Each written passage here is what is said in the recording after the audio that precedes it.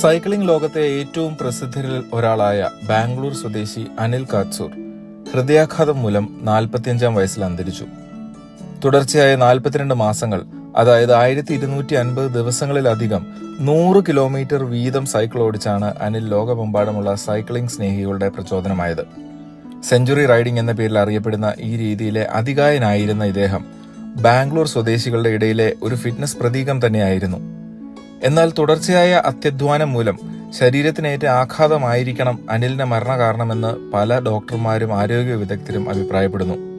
Fitness എന്നത് ഒരാവശ്യത്തെക്കാൾ അധികം ഒരു ഫാഷനും ബിസിനസ്സും ഒക്കെ ആയിരിക്കുന്ന ഈ കാലഘട്ടത്തിൽ ഇത്തരം സംഭവങ്ങൾ നമ്മെ ഇരുത്തി ചിന്തിപ്പിക്കേണ്ടതാണ്.